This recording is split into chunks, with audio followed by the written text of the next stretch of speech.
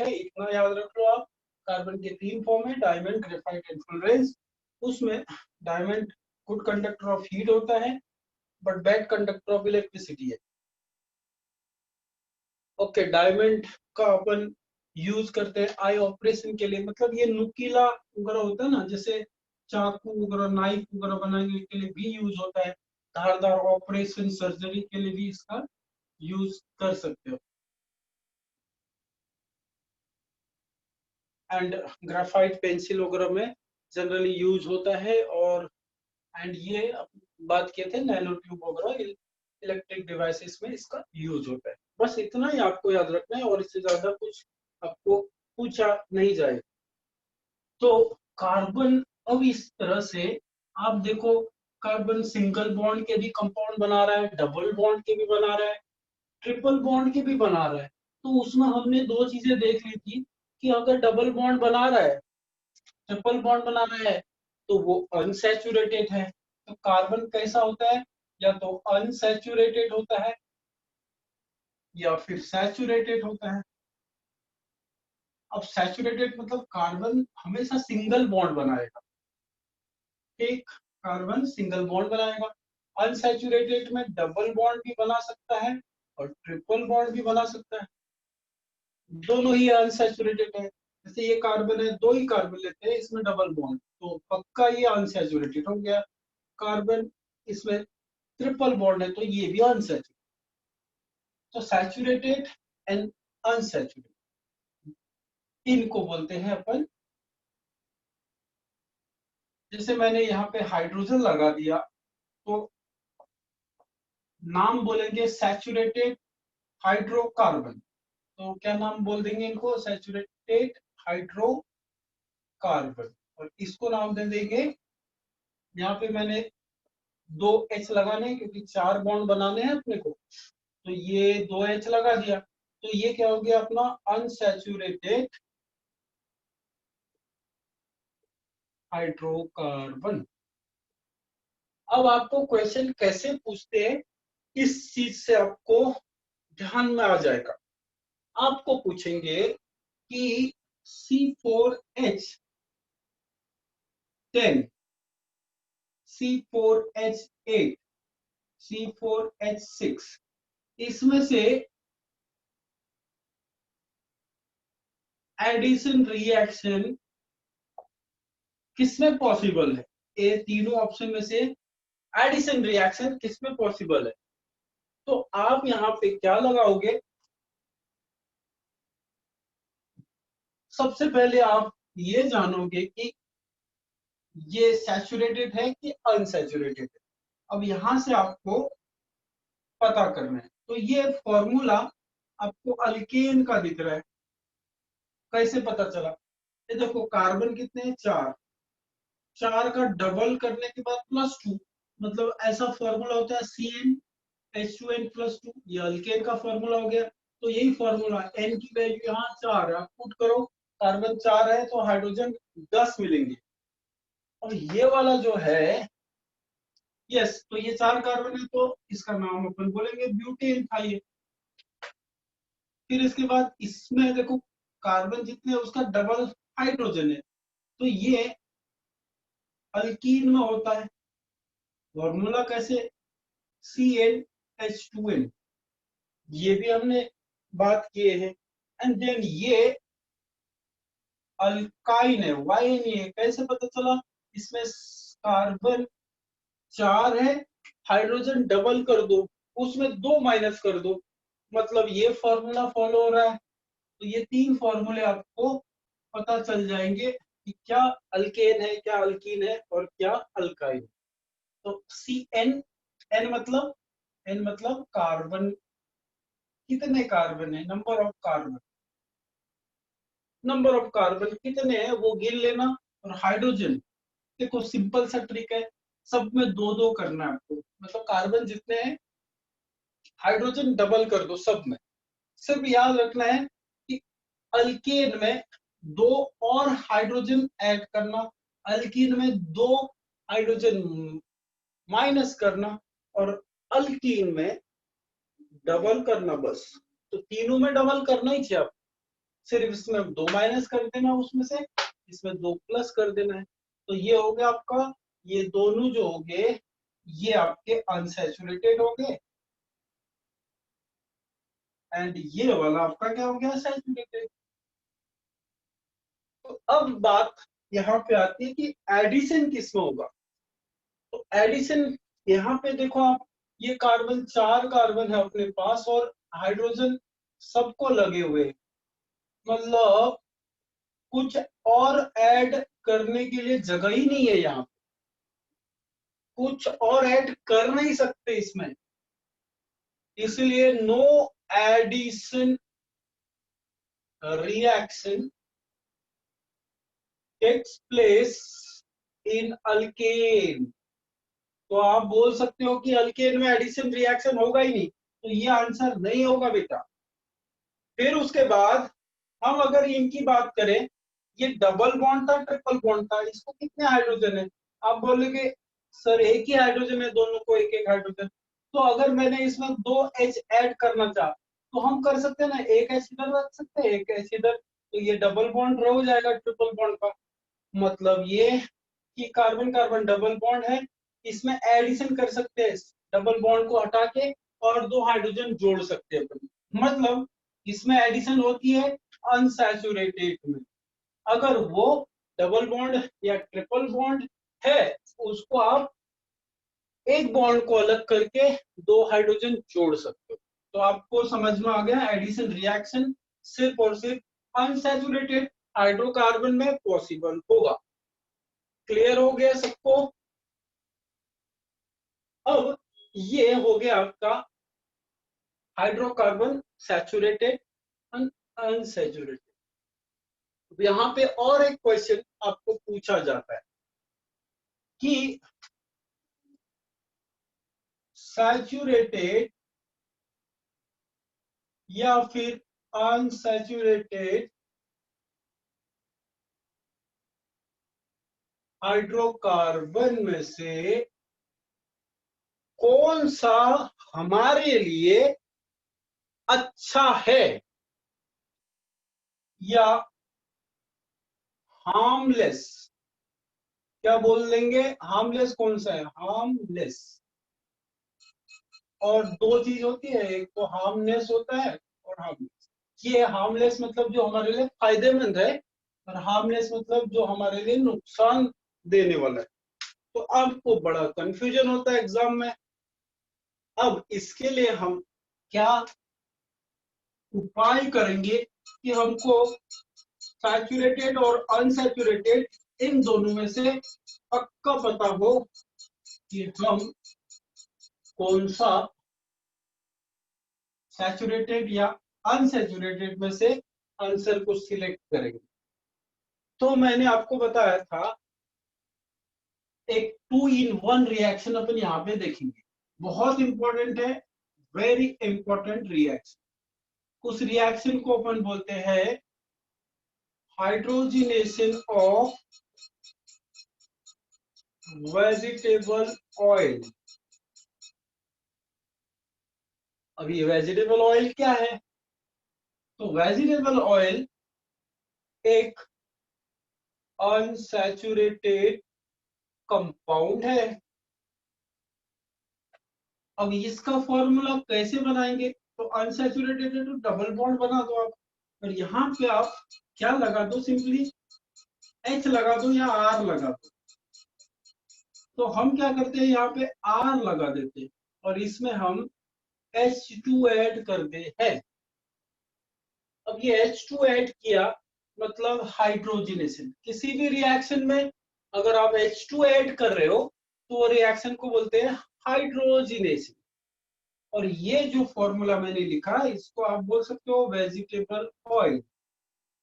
अब इसमें जो R है वो R अल्कील होता है, हमने पहले क्लास में ये देखा है। अल्कील मतलब बेटा जैसे CH3, C2H5, C3H7, ये अल्कील R की फैमिली जो है कोई भी हो सकता है, यहाँ CH3 भी लिख सकते हैं आप। अब हाइड्रोजनेशन आपको समझ गया, H2 ऐड करते हैं और किस में ऐड करें, वेजिटेबल ऑयल में। अब इसमें H2 ऐड करने के लिए हमको कोई कैटलिस्ट की जरूरत होती है। किसकी जरूरत रहती है? कैटलिस्ट की। तो ये कैटलिस्ट या तो अपन निकेल या फिर प्लैटिनम, ये दो कैटलिस्ट का, पैलेडियम भी यूज करते हैं, आप सिर्फ दो ही यूज करो। कोई कैटलिस्ट चाहिए रहता है। अब कैटलिस्ट क्या रहता है ये पूछोगे आप। कैटलिस्ट मतलब वो सब्सटेंस है, मतलब substance which increases the rate of reaction।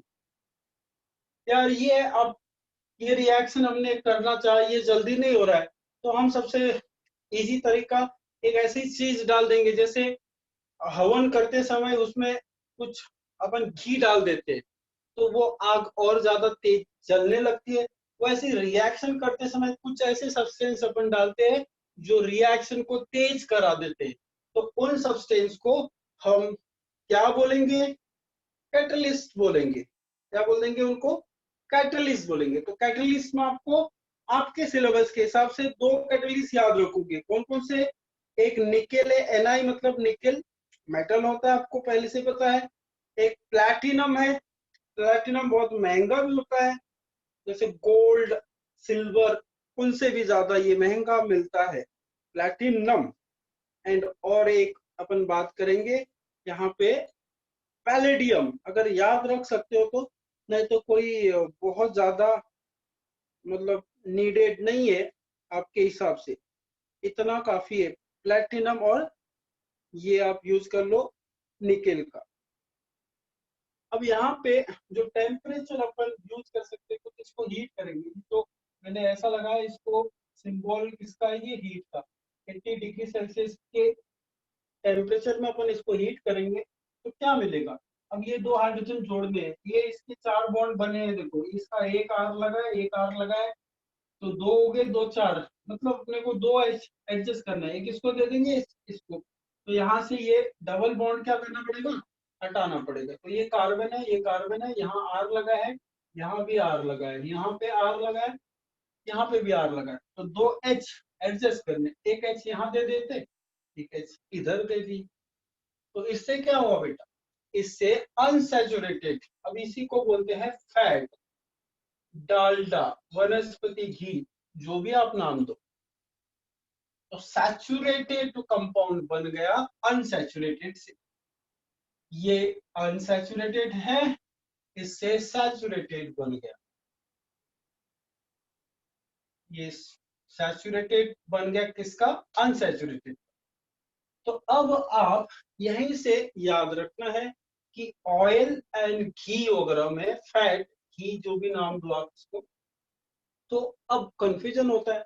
At least ये रिएक्शन आपने याद रख लिया, इससे आपको दो फायदे, एक तो आप हाइड्रोजिनेशन ऑफ वेजिटेबल ऑयल भी आपने रिएक्शन सीख लिया, और दूसरा ये सीखेंगे कि इसमें से अनसैचुरेटेड और सैचुरेटेड में से कौन सा हार्मलेस है और कौन सा हार्मफुल है।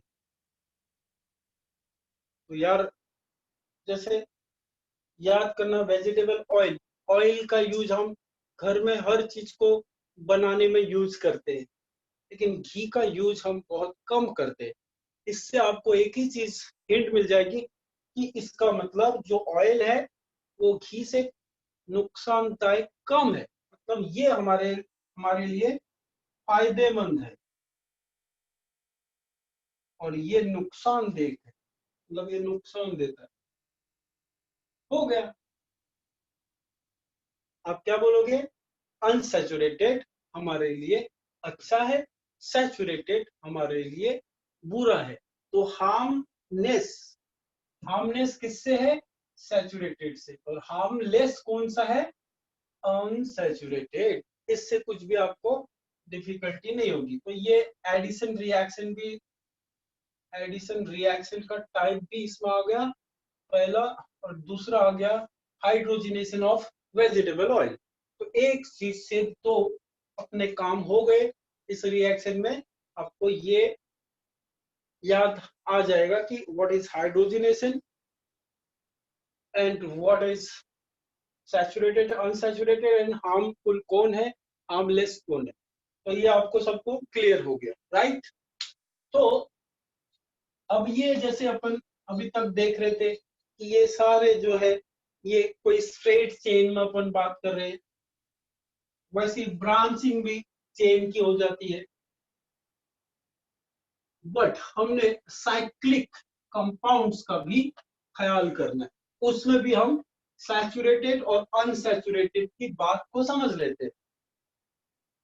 सैचुरेटेड और अनसैचुरेटेड आपको स्ट्रेट चेन में तो पता चल गया, लेकिन आज हम क्या करते हैं, साइक्लिक कंपाउंड्स भी सीख लेते हैं साथ में।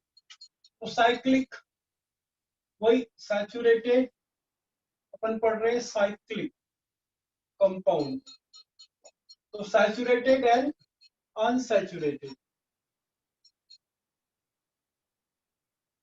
तो अब सैचुरेटेड बोले तो उसमें डबल बॉन्ड नहीं आएंगे ना। तो जैसे मैंने एक कार्बन ये रखा, दूसरा इधर, तीसरा इधर, चौथा इधर, पांचवा इधर, छठा इधर, तो मैं सभी कार्बन को आपस में जोड़ता हूँ, ठीक। अब ये कार्बन को कितने बॉन्ड हो गए, आप बोलोगे सर 2 बॉन्ड हो गए। तो कार्बन कितने बॉन्ड बनाता है, 4 बनाता है। तो इसमें कितने हाइड्रोजन लग जाएंगे, 1 2। इसको भी कितने लग जाएंगे, 2। सर 2 क्यों लग रहे हैं, क्योंकि कार्बन 4 बॉन्ड बनाता है ना, कार्बन तो 4 बॉन्ड बनाता है, देखो आप।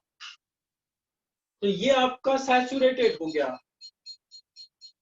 क्या हो गया, ये सैचुरेटेड। अब इसको नाम कैसे देंगे, सिंगल बॉन्ड है, 6 कार्बन है, साइक्लिक है, तो हम इसको नाम दे देंगे साइक्लोहेक्सेन, क्योंकि ये इसके जैसा ही है, कार्बन 1 2 3 4 5 6। तो अब सब में हाइड्रोजन देते हैं अपन इसमें ना, स्ट्रेट चेन है। सिर्फ हमने क्या कर दिया बेटा, यहाँ आखिरी और इसको जोड़ दिया हमने, इन दोनों आखिरी और पहले वाले को क्या कर दिया, जोड़ दिया।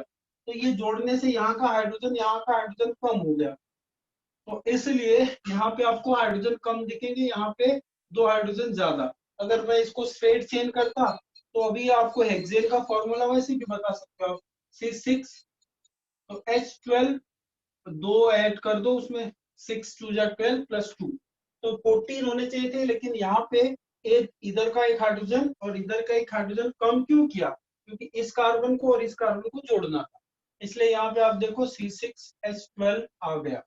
अब ये फॉर्मूला तो वैसे अल्कीन का होता है, बट नहीं, ये साइक्लिक कंपाउंड है। साइक्लिक कंपाउंड में अपने को दोनों को जोड़ना पड़ेगा ना। अब जोड़ने के लिए हमको क्या करना पड़ेगा, वहां पे हाइड्रोजन को उड़ाना पड़ेगा। अगर बात करें इसमें अनसैचुरेटेड, वो भी ट्राई कर लेते हैं, जैसे ये बनाया था वैसे ये भी बना लेते हैं। तो ये सिंगल सिंगल बॉन्ड से हमने जोड़ दिया, लेकिन ये हमको अनसैचुरेटेड बनाना, तो हम क्या करते हैं, डबल बॉन्ड। अब यहाँ डबल बॉन्ड दे दिया मैंने, सपोज यहाँ पे हमने क्या कर दिया, डबल बॉन्ड दे दिया। इस कार्बन को कितने बॉन्ड हो गए, 3, तो हाइड्रोजन कितना आएगा, 1 ही आएगा। फिर इस कार्बन को कितने बॉन्ड हो गए, ऑलरेडी 3 हो गए, देखो, एक ये और वो 2, इसको भी हाइड्रोजन। फिर यहाँ पे मैं डबल बॉन्ड दूं तो इसके भी 3 हो गए, इसके भी 3 हो गए, एक एक हाइड्रोजन जोड़ दिया। अब यहाँ पे मेरे को क्या करना पड़ेगा, इधर पे एक हाइड्रोजन और एक डबल बॉन्ड लगाना पड़ेगा। देखो अब यहाँ पे हमने क्या कर दिया, डबल बॉन्ड कहाँ कहाँ आ रहा है, ये अल्टरनेट पोजीशन पे डबल बॉन्ड आ रहा है, लेकिन ये अनसैचुरेटेड है। इसका फॉर्मूला देखोगे तो C6H6, तो यही आपको बेंजीन नाम से मिलेगा। बेंजीन इसी को बोलते हैं, और ये एरोमेटिक कंपाउंड होते हैं। एरोमेटिक कंपाउंड मतलब एरोमा मतलब स्वीट स्मेल, स्वीट स्मेल मतलब ऐसे कंपाउंड जिसमें से स्वीट स्मेल आती हो, और वो इस तरह से बेंजीन के फॉर्म में हो, ऐसे कंपाउंड को बोलते हैं एरोमेटिक। और उसके अलावा जो single single bond, double bond, triple bond, इनको बोलते हैं एलिफेटिक। एरोमेटिक बेंजीन रिंग वाले एंड एलिफेटिक, उसमें दोनों आ जाते हैं, एक तो सैचुरेटेड भी आ जाएगा और अनसैचुरेटेड भी आ जाएगा। तो अब बात करते हैं, यहाँ पे हमने ये सीख लिया, इसको आप और एक तरीके से बना सकते हो कि अगर मैंने इसको मिटाना पड़ेगा पहले इसको, अगर मैंने इसको और कुछ दूसरे वे से लिखा तो चलता क्या? चलता है। ये जो कार्बन है इनको नहीं भी लिखा, आपने डायरेक्ट ऐसा बनाया, देखो 1 2 3 4 5 और ये 6, तो ये कार्बन, ये वाले कॉर्नर वाले कार्बन ही है अभी भी। और हाइड्रोजन नहीं भी लिखा तो भी आपको हाइड्रोजन वहां पे दिखेंगे ही। तो डबल बॉन्ड हम अपने हिसाब से अल्टरनेट पोजीशन पे लगा देंगे। तो ये और बाजू वाला, ये दोनों एक ही चीज है। ये क्या है? बेंजीन है। ये कैसा हो गया? बेंजीन। तो अगर मैंने ऐसा स्ट्रक्चर बना दिया, तो अब ऐसा स्ट्रक्चर बना दिया, ऐसा भी बना दिया, अब इसमें और उसमें अंतर है ना, क्योंकि ये बेंजीन है, बट ये तो साइक्लिक है, सिंगल बॉन्ड वाले। तो इसका नाम बेंजीन है। इसमें कितने कार्बन है? 1 2 3 4 5 6 कार्बन है। तो ये 6 कार्बन है और दो दो हाइड्रोजन लगे होंगे, क्योंकि हर कार्बन को 2 बॉन्ड बने हैं और 2 हाइड्रोजन लगे रहते हैं साइक्लिक। सैचुरेटेड में इसको अपन बोलेंगे वही नाम, साइक्लोहेक्सेन। फर्क है देखो नाम में। और इसमें 5 कार्बन है बेटा, तो नाम आ जाएगा साइक्लोपेंटेन। Cyclohexane, cyclopentane. अगर आप ट्रायंगल बना दी होती, कार्बन इसमें आ गए, तो इसको आप बोल दोगे साइक्लोप्रोपेन। बट ये एरोमेटिक नहीं है, यही एरोमेटिक है बेंजीन। एंड उसके अगर दो और कम और आपने रिंग जोड़ते गए यहाँ पे, तो ये एरोमेटिक होगा। बट ये वाले एरोमेटिक नहीं होते। अब इससे ज्यादा आपके सिलेबस में भी नहीं है और ना ही आपको पढ़ना है। आप समझ रहे हो? इसलिए आप इतना तो भी करके रखो। तो अब हम ये जान चुके हैं कि साइक्लिक क्या होता है और स्ट्रेट चेन क्या होता है। ये आपको सबको समझ में आ गया। अब बात करते हैं स्ट्रेट चेन को, तब से सुन रहे हो आप। ब्रांच क्या होता है? ये ब्रांच अपन एक बना के देखते हैं, आपको एक आइडिया आ जाएगी स्ट्रेट चेन और ब्रांच चेन में क्या फर्क होता है। कुछ फर्क नहीं है। फिर आपको, जैसे मैंने 4 कार्बन लिया, सबको हाइड्रोजन लगा दिया, जैसा कि हमेशा करते आए हैं। अब मैंने क्या किया इस बार, ये जो आखिरी वाला कार्बन है, जैसे 4 कार्बन लिए थे ना, ये आखिरी वाला मैंने इधर लगा। तो ये वाली स्ट्रेट चेन हो गई आपकी, और ये वाली क्या होगी? ब्रांच।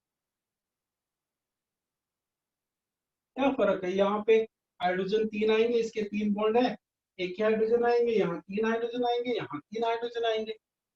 तो स्ट्रेट मतलब जो सीधा सीधा रहता है, और ब्रांच मतलब जिसमें ब्रांच होती है। कोई नई बात नहीं है। क्लियर है सबको?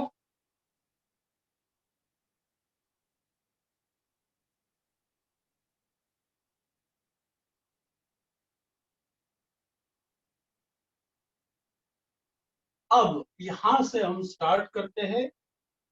एक बार हम फंक्शनल ग्रुप कितने हैं आपको वो बात कर लेते हैं, फिर अपन केमिकल प्रॉपर्टी देखेंगे। तो पहले थोड़ा सा मैं जल्दी जल्दी आपको कुछ फंक्शनल ग्रुप बता देता हूँ।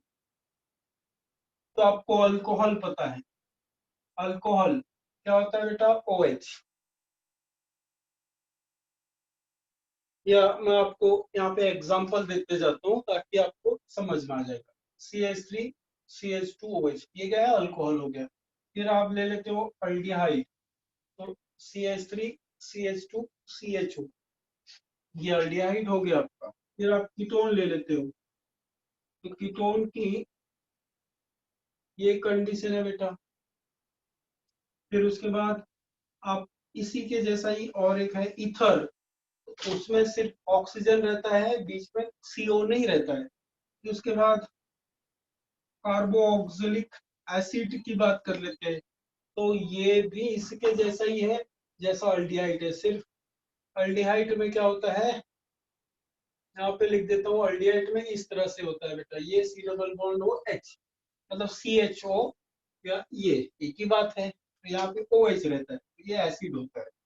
फिर उसके बाद आपको ईथर हो गया। ईस्टर की बात करें तो ये अभी मैं आपको इसका एग्जाम्पल रिएक्शन इसका बताने वाला हूँ। ये आपको सबसे इंपॉर्टेंट कंपाउंड है अगर बात करें आपके इंपॉर्टेंस ऑफ कार्बन कंपाउंड।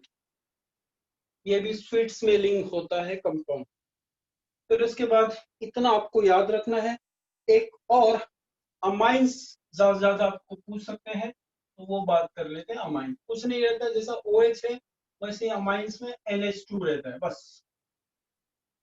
जैसे CH2 के बाद NH2 लगा दिया, तो OH है तो अल्कोहल है, और ये है तो अमाइन है, तो कुछ इसका नाम वही आएगा। जैसे ये इथील है दोनों, ये अल्कोहल है ना, ये इथील। OH है तो अल्कोहल लगा दिया, और ये इथील है, OH है तो अल्कोहल लगाया, NH2 है तो अमाइन लगा दिया, तो वो इथिल अमाइन है, ये इथिल अल्कोहल है। सिंपल सी बात है, समझ गया सबको। फिर उसके बाद हेलो ग्रुप, वो वेरी कॉमन है, उसमें अपन ज्यादा जाएंगे नहीं, क्योंकि हेलो कंपाउंड्स आपको ऑलरेडी आते हैं। तो अपन सीधी सीधी सी बात करेंगे, इसमें केमिकल प्रॉपर्टी पे जाते हैं। तो बात करें हाइड्रोकार्बन, ये जो लेसन है इसको आप हाइड्रोकार्बन, क्योंकि कार्बन ज्यादा अपनी जो कंपाउंड बनाता है वो हाइड्रोकार्बन ही बनाता है, मतलब हाइड्रोजन एंड कार्बन का कॉम्बिनेशन। तो हम बात करेंगे केमिकल प्रॉपर्टी। यहां से थोड़ा सा ध्यान दो आप, chemical properties of carbon and its compound. तो सबसे बात, अगर पहली बात करें, हाइड्रोकार्बन है ये, हाइड्रोकार्बन जितने भी आप चीज यहाँ पढ़ रहे हो हाइड्रोकार्बन, तो एक बात याद रखना, ये हाइड्रोकार्बन एक्सेलेंट फ्यूल है। पहली बात ये एक्सेलेंट फ्यूल है, फ्यूल आपको समझता है। दूसरी बात, ये बर्न होने के बाद क्या देते हैं, लाइट प्लस हीट। दूसरी बात ये आपको याद रखनी। तीसरी बात, रिएक्शन कौन सा होता है इनमें, तो आप बोलोगे सर हमेशा एक्सोथर्मिक रिएक्शन होगी। अब एक्सोथर्मिक रिएक्शन वो होती है जो रिएक्शन में लाइट और हीट बाहर निकलती हो। जैसे पटाखे चलाते हो आप, उसमें पटाखे जलने के बाद लाइट और हीट आती है, आवाज भी आती है साथ साथ में, वो तो बोनस है। बट अपने को लाइट और हीट जहां पे भी मिलेंगे, लाइट और हीट जहां पे भी मिलेंगे वो एक्सोथर्मिक रिएक्शन होगा, हीट इवॉल्व होती है। यस, एक्सोथर्मिक में क्या होता है बेटा, हीट इवॉल्व। क्लियर है सबको? बहुत सिंपल सा रिएक्शन में अभी यहाँ स्टार्ट करता हूँ। कार्बन का कोई कंपाउंड लो, चलो हम लेते हैं कार्बन का CH4, सबसे सिंपल कंपाउंड। इसको हम क्या करते हैं, बर्न करते हैं। तो पहला रिएक्शन अपन कंबशन रिएक्शन सीख लेते हैं, मतलब बर्निंग। जैसे बर्निंग ट्रेन है ना, वैसे बर्निंग रिएक्शन, बर्न करते हैं, जलाते हैं। तो यार ये तो सिंपल सी बात है कि कोई भी कार्बन कंपाउंड हो उसमें बर्न करने के लिए ऑक्सीजन तो चाहिए ही रहता है, ऑक्सीजन चाहिए रहता है। तो आप बिंदास हाइड्रोकार्बन दिखा, ऑक्सीजन लगा, आप कंबसन रिएक्शन कर रहे हो, जला रहे हो, तो आपको सिर्फ और सिर्फ दो ही चीज मिलने वाली है, एक तो कार्बन डाइऑक्साइड और एक पानी, CO2 प्लस H2O, और मुफ्त में क्या मिलने वाला है, हीट प्लस लाइट।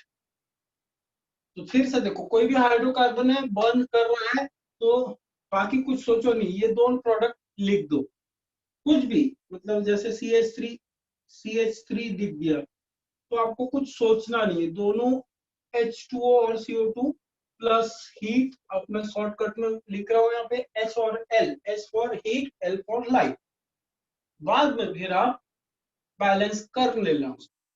अब यहाँ पे देखो, हाइड्रोजन 4 है, यहाँ पे हाइड्रोजन 2 है, मैंने यहाँ पे 2 से मल्टीप्लाई किया तो हाइड्रोजन अपने बैलेंस हो गए, लेकिन ऑक्सीजन यहाँ पे 2, यहाँ 2, 4 हो गए, तो इसको 2 से मल्टीप्लाई कर दिया, तो ये बैलेंस्ड हो गया अपना। और अगर और अच्छे से लिखना है, तो ये हाइड्रोकार्बन में ये मीथेन जो है, ये गैस होती है, ऑक्सीजन भी गैस है, CO2 भी गैस है, H2O लिक्विड है। फिर उसके बाद सेम वैसी चीजें इसमें भी वही आपको बैलेंस करना है। तो यहाँ कार्बन 2 है, ध्यान देना, यहाँ पे कार्बन एक ही है। अब फिर आप नेचुरली सोच सकते हो कि यार इसको 2 से मल्टीप्लाई किया, चलो सिंपल सा सोचते हैं, इसको 2 से मल्टीप्लाई किया तो अब तुमने कार्बन को सेम कर लिया। अच्छा, फिर हाइड्रोजन कितने हैं बेटा, यहाँ पे 6 है, यहाँ पे 2 है, तो मैं 3 से मल्टीप्लाई कर दिया, और मैंने सोचा कि मैं हाइड्रोजन को भी बैलेंस करूं। अब यहाँ पे एक चीज देखना, हाइड्रोजन 3 टू जा 6, यहाँ पे भी 6, कार्बन 2, यहाँ पे भी 2, ऑक्सीजन यहाँ 2, यहाँ पे 2 टू जा 4, और यहाँ पे 3, 7 कार्बन है, और इसको 7 करना है। 7 कैसे करेंगे, तो सीधी सीधी बात है, इसके सामने में 7 रख, यहाँ पे क्या रख दो, 7 रख दो, तो ये सर, ये तो 14 हो गया। देखो 7 टू जा 14, हमको कितना चाहिए, 7, तो डिवाइड कर दो किससे, 2 से, तो ये एक्चुअली कितना हो गया, टोटल कितना हो गया, ये हो गया 7 ऑक्सीजन। जैसे ये O2 है, इसको एक करना है तो हाफ कर दो, मतलब 2 है ना, ये ऑक्सीजन कितने, 2 में से हाफ करना मतलब एक हो गया। अब आप 7/2 कर रहे हो, तो मतलब ये 7 हो गया, ये दो तो आप कैंसिल भी कर सकते हो। आप समझ रहे हो बात।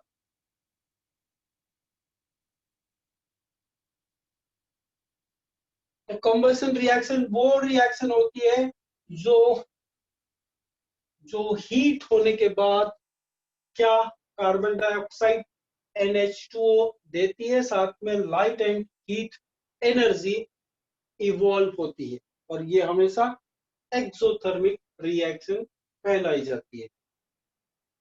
अब आप बोलोगे सर और कोई एग्जांपल अपन इसमें करेंगे, ऐसा ही होगा क्या, बिल्कुल ऐसा होगा।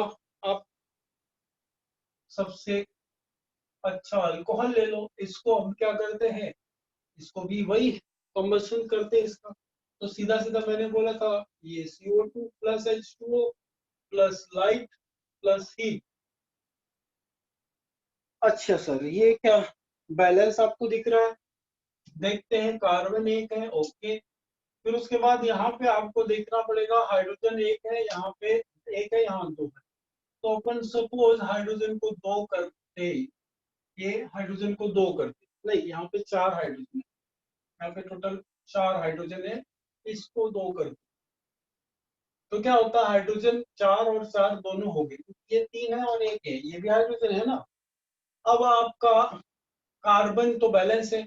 अब ऑक्सीजन की देखते हैं, यहाँ पे एक ऑक्सीजन है, यहाँ 2 है, 3 ऑक्सीजन है, और यहाँ पे कितने हैं, 4 ऑक्सीजन, यहाँ पे कितने ऑक्सीजन है, 4। तो ऐसे में फिर क्या कर सकते हैं, देखो फिर से देखो यहाँ पे ऑक्सीजन राइट में 4 है बेटा, ये 2 इधर और ये 2 है ना, ये कॉमन है, 2 से मल्टीप्लाई करोगे आप, तो वहां 4 है, यहाँ 3 है, तो ये तो नाइंसाफी है। तो फिर क्या कर सकते हैं अपन, अपने को मजबूरी में इसको इधर के ऑक्सीजन को क्या करना पड़ेगा, या तो आप डबल कर सकते हो ऑक्सीजन, ये ऑड है, इसको इवन कर सकते हो, ये भी एक तरीका आपके पास है। चलिए मैं अगर 2 से मल्टीप्लाई करता हूँ तो फिर ये कार्बन को भी मेरे को मजबूरी में 2 से मल्टीप्लाई करना पड़ेगा। तो हमने कार्बन के लिए हाइड्रोजन ऑक्सीजन को इवन बनाने के लिए कर दिया। अब ये हाइड्रोजन तो यहाँ पे सरासर क्या हो गए, ज्यादा हो गया ना, ये 4 और ये उसको 2 से मल्टीप्लाई करो 8, तो यार अपन कर सकते थे इतना, 2 4 जाए 8। अब कार्बन 2 हाइड्रोजन बैलेंस करने, ऑक्सीजन भी हो गया, तो हाइड्रोजन भी बैलेंस हो गया, ऑक्सीजन नहीं हुआ। ऑक्सीजन कितने हैं, 4 और ये 4, 8 है बेटा। अब आप समझ गए, यहाँ 2 है, फिर और कितने चाहिए, 6, तो 8 करने के लिए 3 से मल्टीप्लाई कर दिया, एंड द रिएक्शन ऑलरेडी क्या हो जाएगी आपकी, बैलेंस हो जाएगी। तो यहाँ पे 2 चीजें आपको सीखने को मिल रही है, एक तो कंबशन रिएक्शन आपको पढ़ने को मिल रहा है, और कैसे बैलेंस करते हैं ये भी आपको समझ में आ जाएगा। बराबर है। तो हाइड्रोकार्बन में एक नोट लिख लेना, प्रोपेन जो होता है, प्रोपेन मतलब C3H8, ये LPG इसमें यूज किया जाता है, काय के लिए, कंबस्टिबल कंपोनेंट के लिए यूज किया जाता है। एलपीजी याद रखो, एलपीजी में क्या यूज होता है बेटा, प्रोपेन। समझ में आ गया, ओके।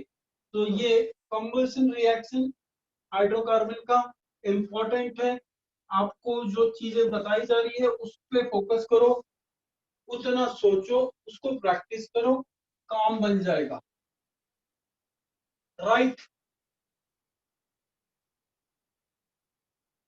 अब अपन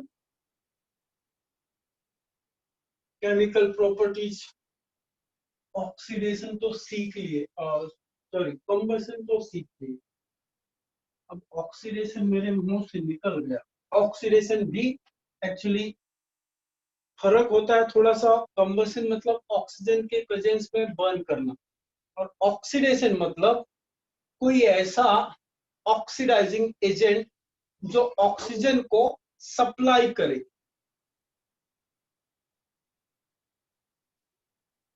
ऑक्सीजन को क्या करे, सप्लाई करे, वो ऑक्सीडाइजिंग एजेंट होता है।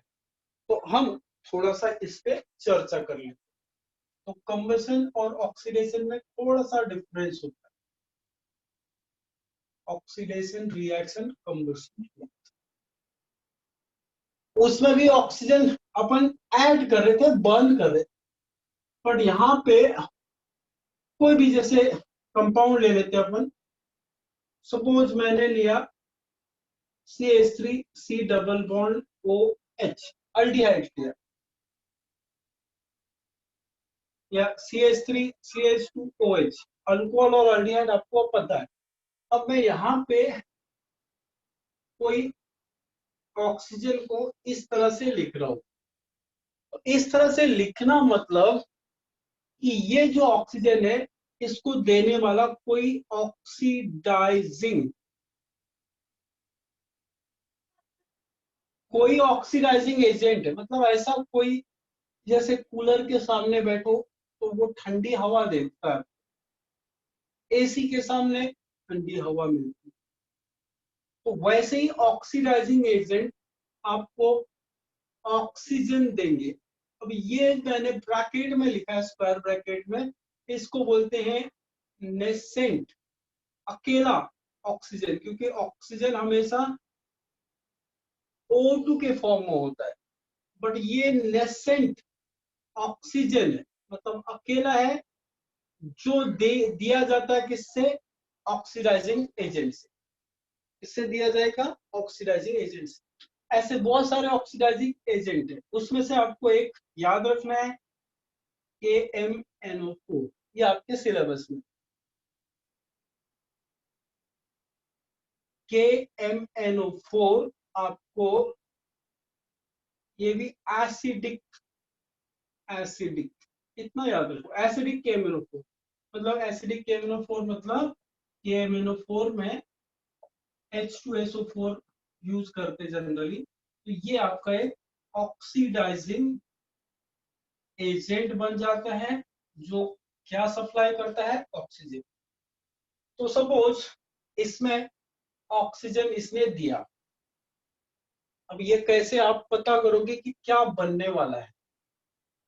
तो मैं आपको एक सिंपल सा तरीका, सपोज इसने, मतलब ये आपका अल्डिहाइड है, इसमें ये ऑक्सीडाइजिंग एजेंट ऑक्सीजन दे रहा है, तो इसको एक ऑक्सीजन दे दो। मतलब यहाँ पे अगर मैं ऐसा लिख देता, देखो CH3CHO था ना, ये एक ऑक्सीजन और दे देता मैं, एक ऑक्सीजन और दे देता, तो ये क्या हो जाता, देखो CHO। मतलब ये जो है ये ऐसा है एक्चुअली CHO, इसको एक ऑक्सीजन और दे दिया तो ये क्या होगा, CH3COOH। मतलब ये अल्डिहाइड है, इसका क्या हो गया, एसिड, कार्बोक्सिलिक एसिड।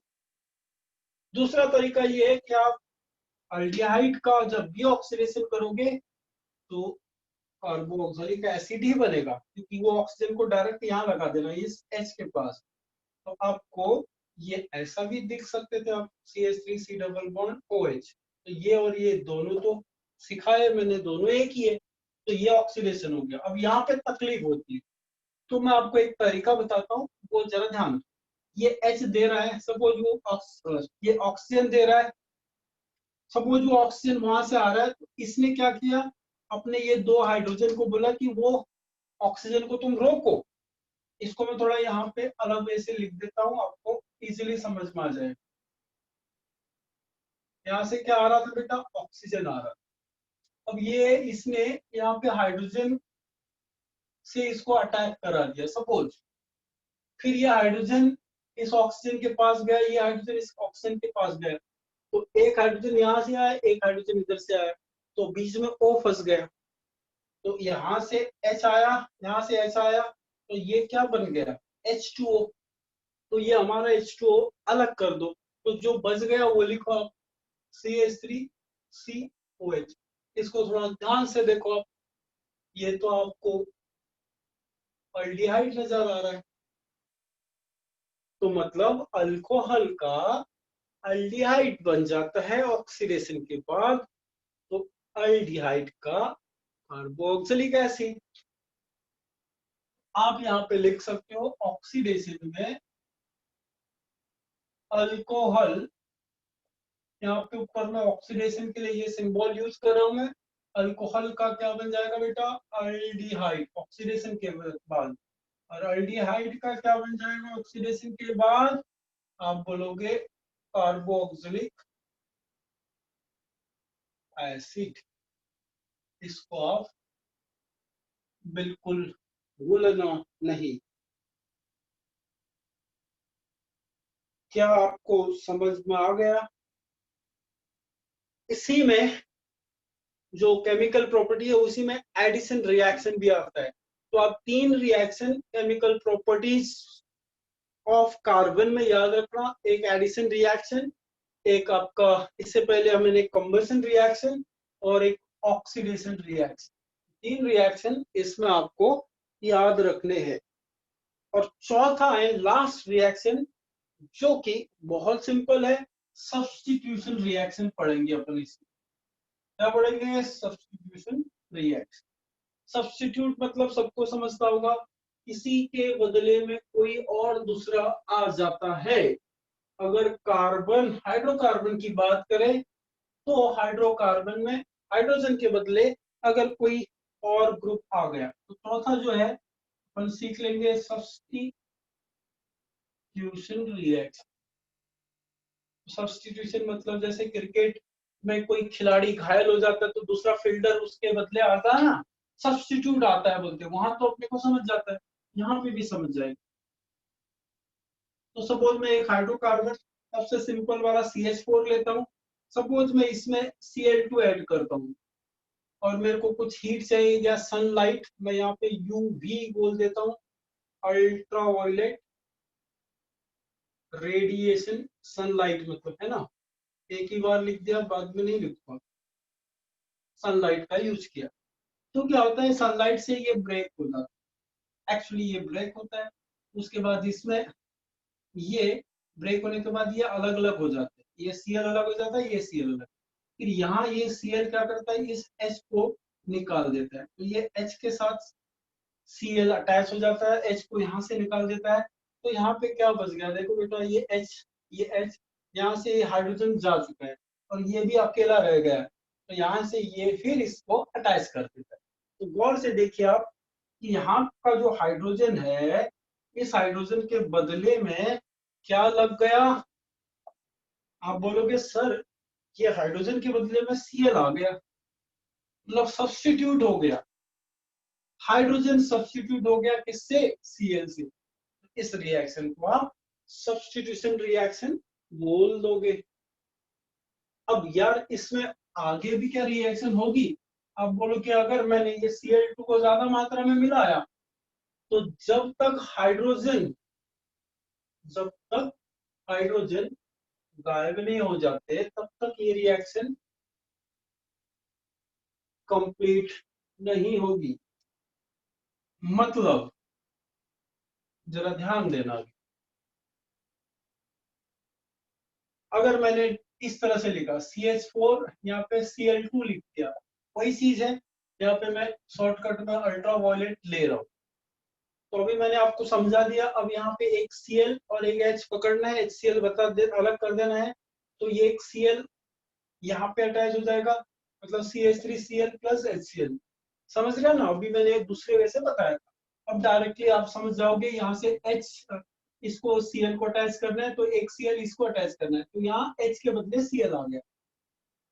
फिर इसमें भी अपन क्या करते हैं, CH3Cl, इसमें भी Cl2 ऐड करना चाहते हैं, Cl2 ऐड करते हैं, सेम वही यार, यहाँ से एक Cl ले लो, यहाँ से HCl चला जाएगा, माइनस HCl हो जाएगा, तो यहाँ पे CH2 बन जाएगा, एक H गायब हो गया, तो यहाँ पे ये Cl और अटैच होगा, मतलब दो Cl बन जाए, इसमें लग जाएंगे। फिर इसके बाद और रिएक्शन हो सकती है क्या, आप बोलोगे सर यहाँ से एक H एक Cl चला जाएगा, तो यहाँ CH बच जाएगा, ये CH3 हो जाएगा। फिर और रिएक्शन हो सकती है क्या बोलोगे, हाँ सर गुंजाइश है, यहाँ से एक Cl यहाँ से एक H गायब कर दो, यहाँ से CCl3।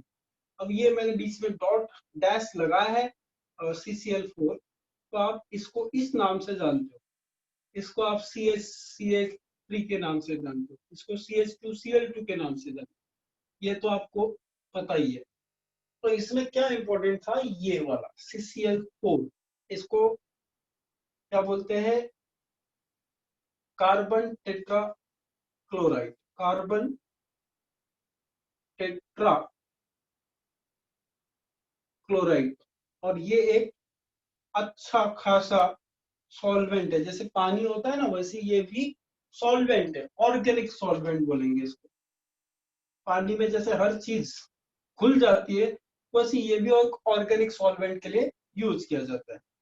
और ये आपका क्लोरोफॉर्म है, अगर याद रखना, क्लोरोफॉर्म काय के लिए यूज किया जाता है, ये जैसे वो कोई ऑपरेशन के दौरान बेहोश करते हैं ना डॉक्टर, तो उसमें बेहोश करने की इंजेक्शन या दवा क्लोरोफॉर्म होती है। अब ये मिथिल क्लोराइड है, या इसको क्लोरोमीथेन भी बोल सकते हो आप,